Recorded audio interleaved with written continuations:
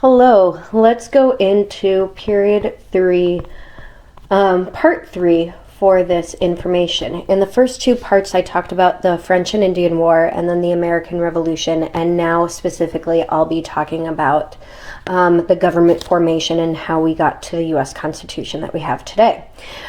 So first off, I would like to talk about societal changes that happened after the war, because this obviously influences our Constitution and the makeup of it.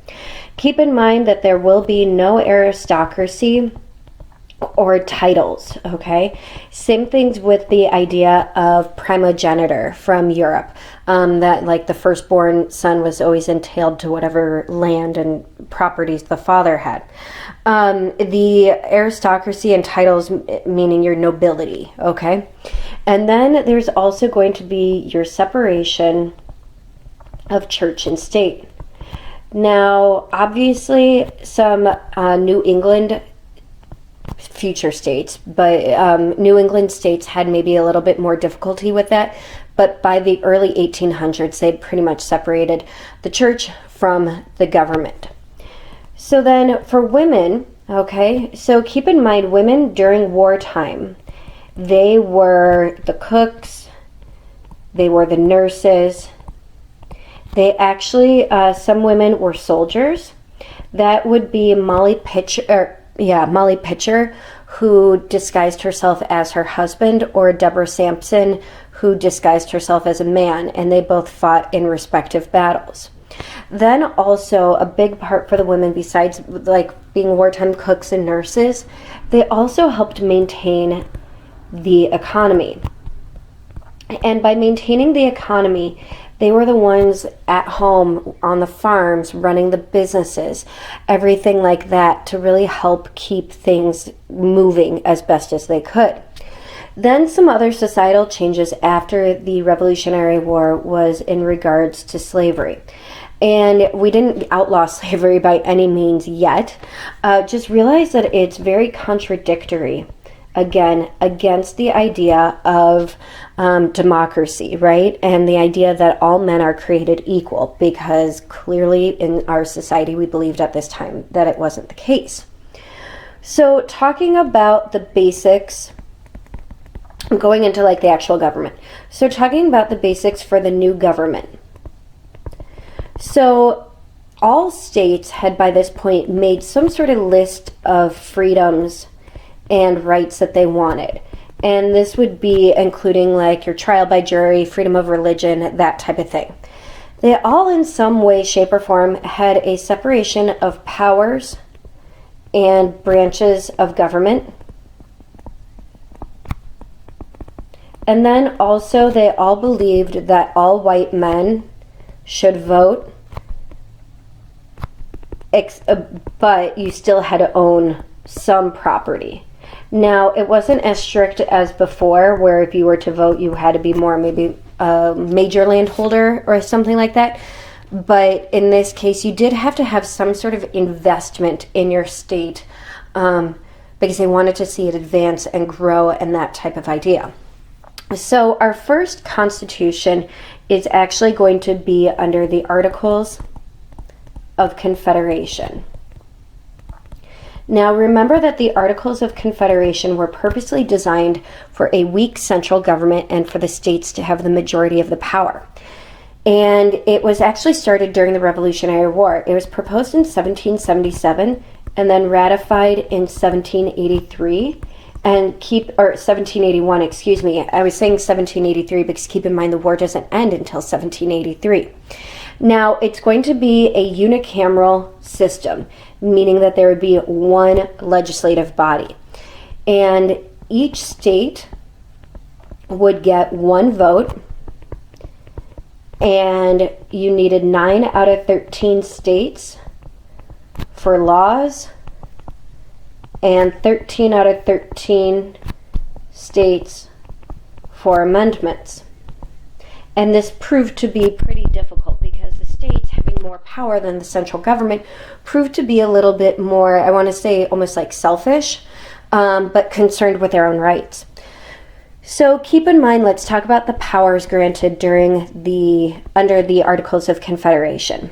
they could wage war, they could sign treaties, and they could have diplomatic representatives abroad. And then also they could borrow money. That's everything that, yes, they could do. The no's, they could not regulate commerce and trade. They could not collect taxes. That was left up to individual states. There was no executive power to enforce any sort of laws, and no judicial system. So those are the no's. So what actually came out from the Articles of Confederation, the good, the bad? So the accomplishments, the good, is going to be that they actually won the war, right? And that you have two different Land Ordinance Acts. Land Ordinance Act of 1785 and then the Northwest Ordinance of 1787. So the difference is in 1785, when looking at Western lands, it's looking at education and setting aside land for education, or like parcels of territory for education. 1787, the Northwest Ordinance, was about creating states and kind of the process of how do you go from being like a territory into statehood. So creating states, and keep in mind that based on the Northwest Ordinance, so we're looking at like modern day Ohio, Indiana, that type of area, that all of these states would have, there we go, sorry, no slavery. So those are kind of like the big three accomplishments from it. Let's talk about more the problems. So with the problems, you have money or lack thereof, little respect from foreign nations,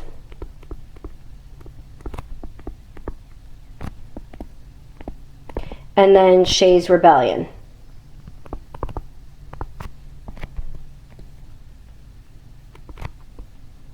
And Shays' Rebellion is in 1786. So when I talk about the monetary problems and lack thereof, keep in mind that each state could print their own currency. So it made state-by-state trading or interstate trading very difficult because you had to do constant conversion of currency. Also, each state could tax as they saw fit, and that ended up leading to various trade restrictions. In particular, if two states grew the same type of crop and they want to be more protective of theirs, they would purposely set up higher taxes on a different state for buying their goods. The little respect from foreign nations is basically because we weren't paying off our debts, we were too young, we hadn't really proven ourselves yet. And then you have Shays' Rebellion. So keep in mind, Shays' Rebellion was Daniel Shays. He was a Massachusetts farmer and he had been a war veteran. And he and his followers were against the collection of taxes and imprisonment for debt because everyone was basically struggling financially. And so they wanted to, and they ended up closing a bunch of the debtor courts and barring them from opening, which meant that people couldn't be foreclosed on for their farmland. And the Massachusetts State Militia did end up stopping them when the rebellion tried to take over various armory sites for the weapons. But what this ultimately ended up showing was this whole idea of the fear of mobocracy, that it was almost at the last minute that the state militia was able to put them down, that there was no strong central government in order to squash this rebellion or to work through it. And so we began to see with these three big problems why we need to evolve eventually into the Constitution. So let's talk about the Constitutional Convention and then the framework and stuff like that.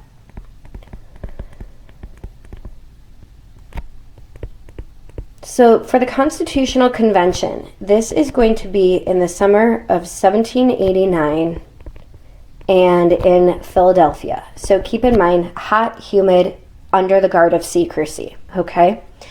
You will have 12 of the 13 states represented.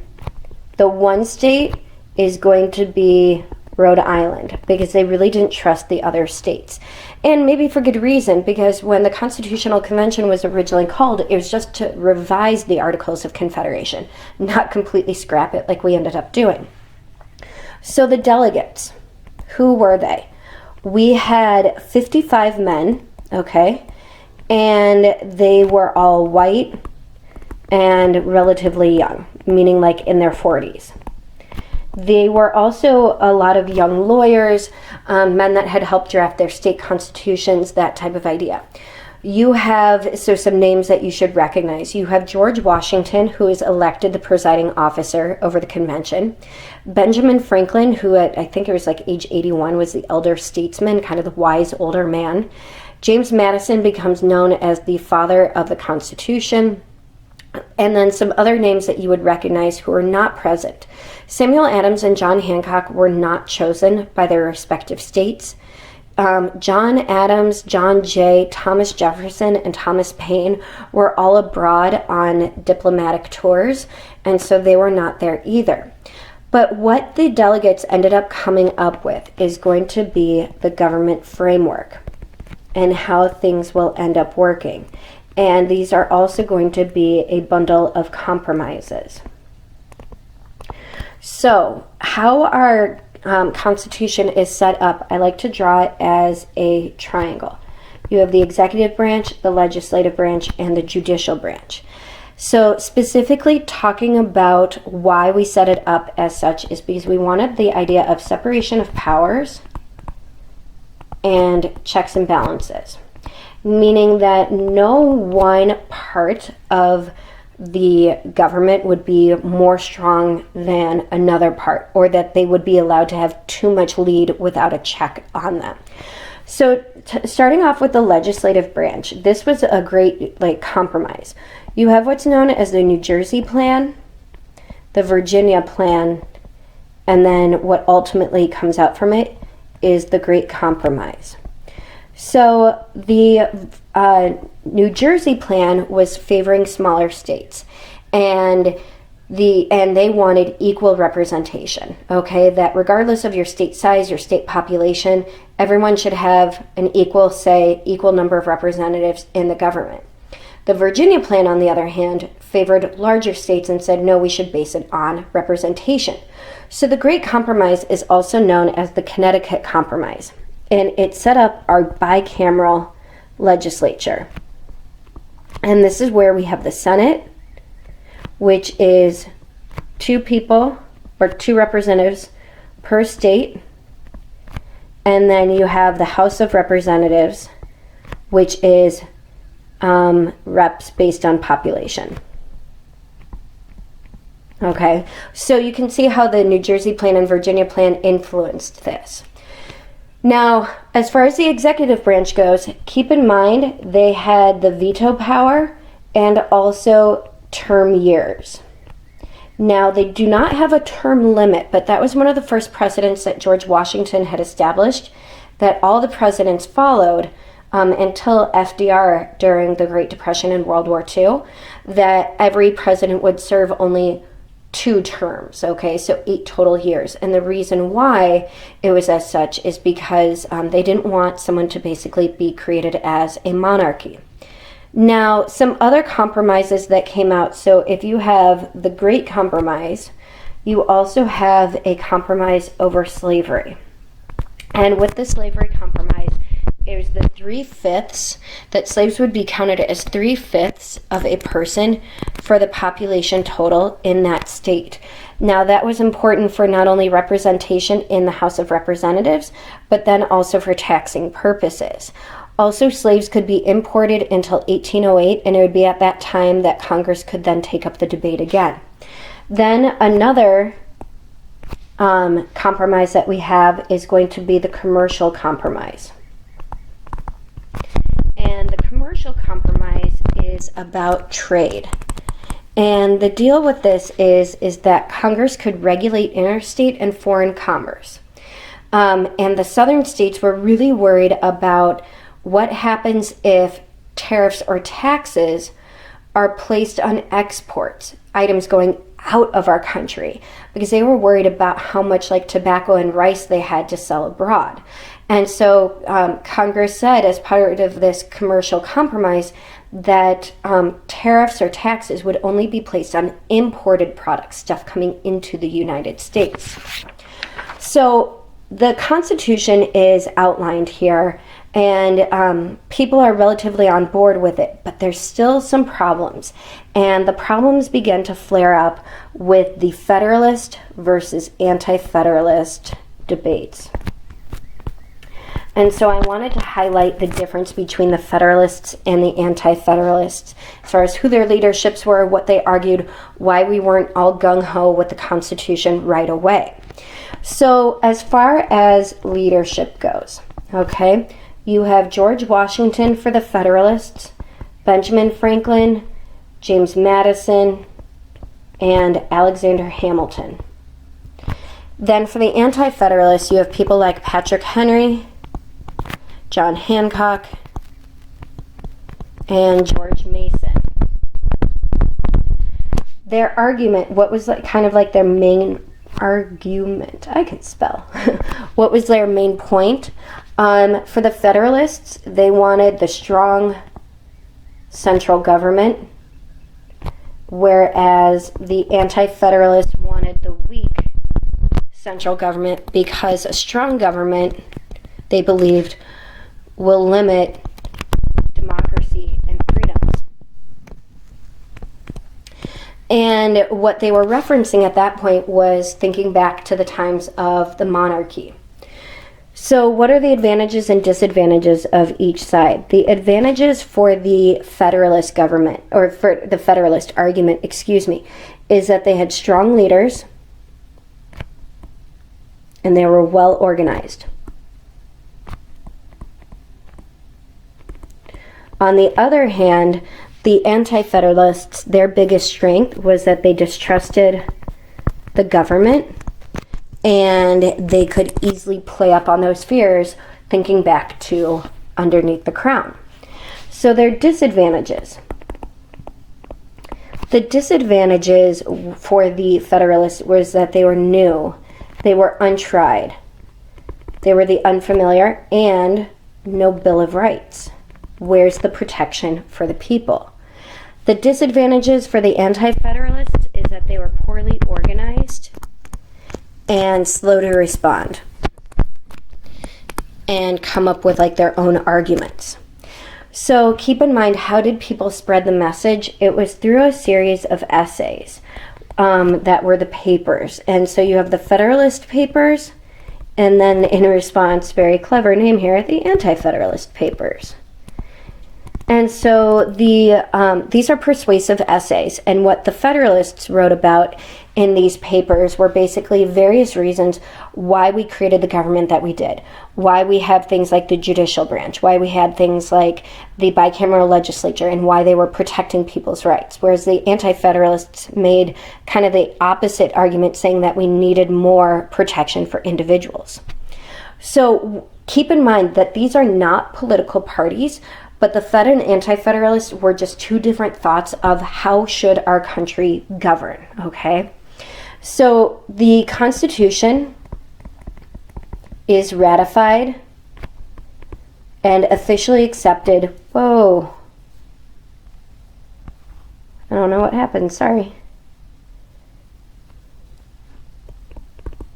The Constitution was ratified and officially accepted in 1790. And even though we only needed 9 out of 13, we eventually got 13 out of 13 states because we wanted all to agree to it. And the 13 out of 13 states came together in 1790, and the very last states were North Carolina and Rhode Island. Now, the reason why we could get it all passed and accepted is because we created the Bill of Rights. And the Bill of Rights was the Federalists agreed to get the Constitution passed.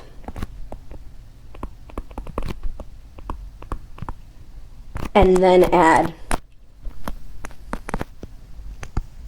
the Bill of Rights. Now, keep in mind the Bill of Rights, the first 10 amendments were added in 1791 under the new Congress. And I don't think you should necessarily need to memorize the first 10 amendments, but I would say go back and look at them. You know, like the first one is RASP, freedom of religion, assembly, speech, petition, and press. The second one is the right to bear arms. You have about search warrants, and they're very kind of pointed at what the Crown had denied people. But the Federalists agreed to get the Constitution passed and with the Anti-Federalists in order to then create the Bill of Rights. And I mean, obviously this is a living and breathing document that has endured all these years. So this concludes talking about period 3. Now you'll note that it goes until 1800, and what I did not talk about was going to be the presidents, George Washington and John Adams. What I will do is post on Google Classroom a document that goes through all of the presidents as far as the major events and foreign policies, domestic issues, that type of thing that kind of marked their time while in office.